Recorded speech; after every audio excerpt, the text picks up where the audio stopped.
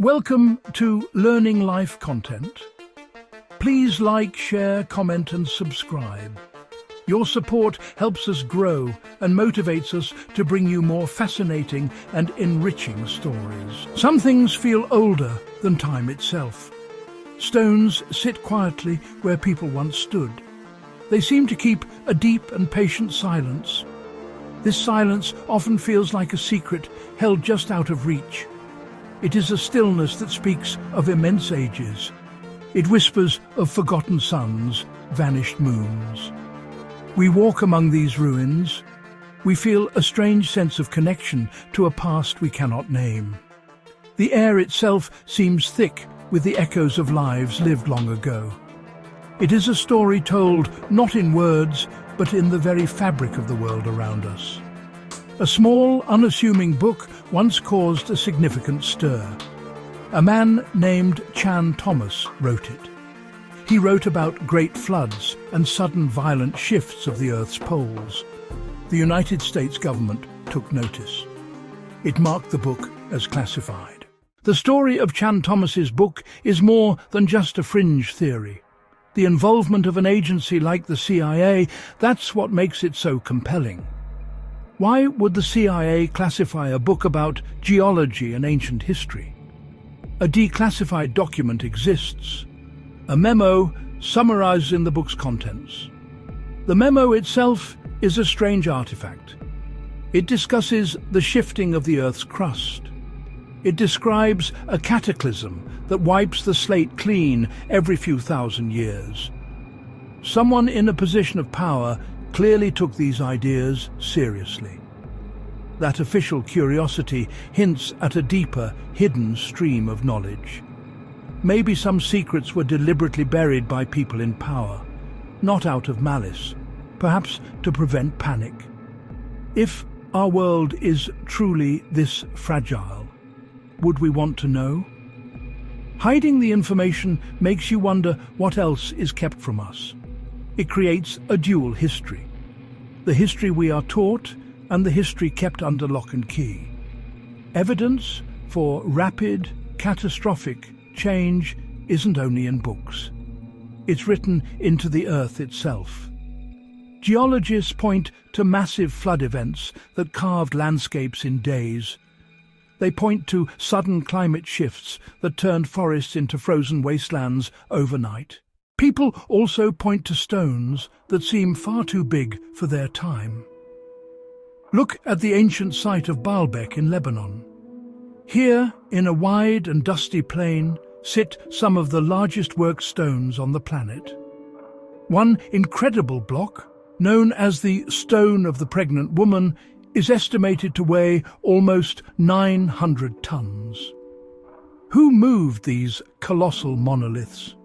The Romans built a grand temple there later on, but the foundation stones they built upon are much, much older.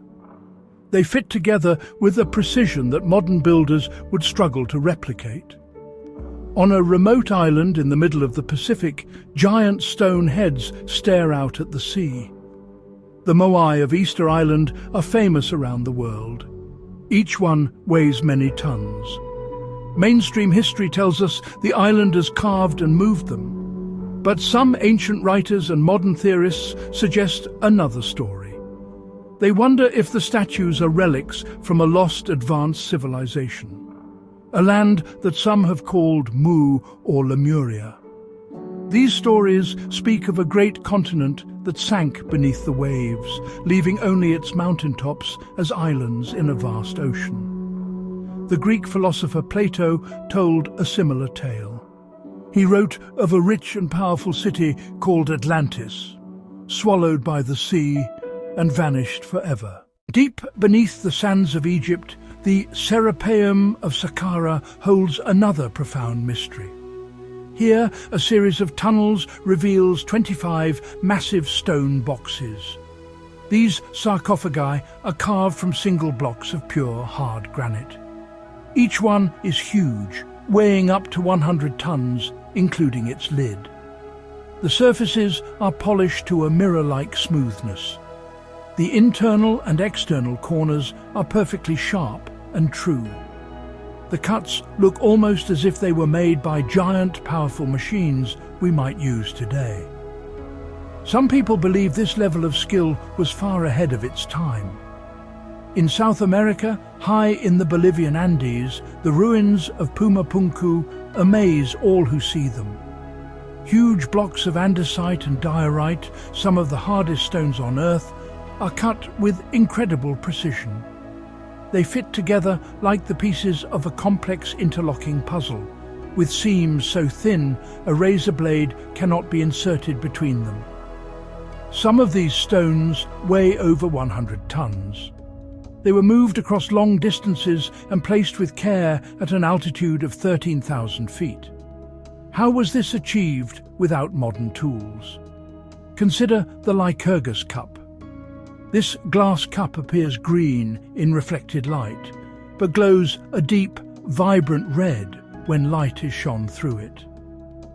Modern analysis reveals nanoparticles of gold and silver in the glass, a form of craftsmanship we would now call nanotechnology. Some peoples left behind magnificent homes and then seemed to simply vanish. The ancestral Pueblans of the American Southwest built incredible towns with hundreds of rooms.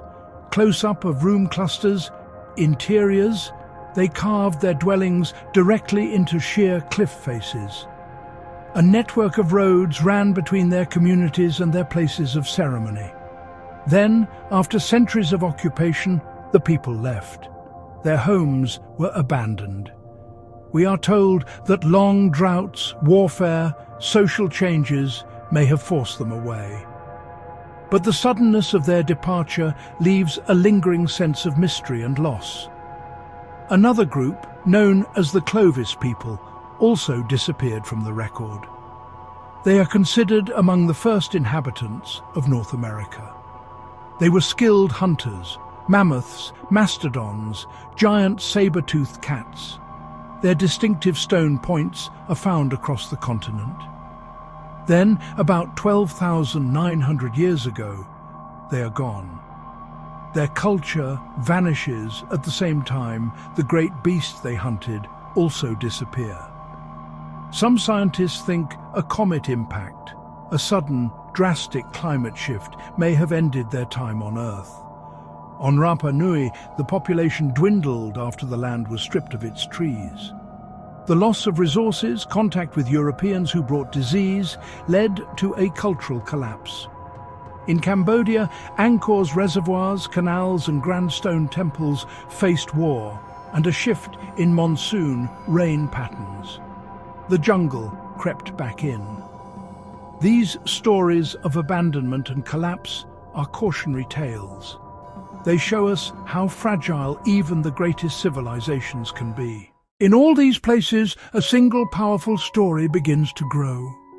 Some tales speak of a great shift of the earth that once wiped out entire worlds. Others tell of people who created things we do not yet fully understand how to make. The stones themselves do not speak to us in words. They do not write their own histories for us to read. But they hold the marks of their makers, joins, cracks, colours. We are left with a simple but profound choice. We can look at these ancient stones and say they're only old, their mysteries forever lost. We can accept the simple explanations and move on. Or we can choose to listen more closely. Precise cuts, impossible weights, strange locations, bones, tools. We can continue to dig with care. We can test and measure, and we can remain open to surprises. The world is large, and it is full of a deep and ancient memory. The stones of the earth keep some of that memory safe. Old books, forgotten maps, newly declassified papers. The past is not always buried deep underground. Sometimes it hides in plain view, right in front of our eyes, willing to look without prejudice, to wonder without fear. We must never stop asking. We must never stop looking. The stones may not speak loud, but when we learn how to listen, they whisper a great and slow and magnificent tale. Thank you for watching Learning Life Content. Please like, share, comment, and subscribe. Your support helps us grow and motivates us to bring you more fascinating and enriching stories.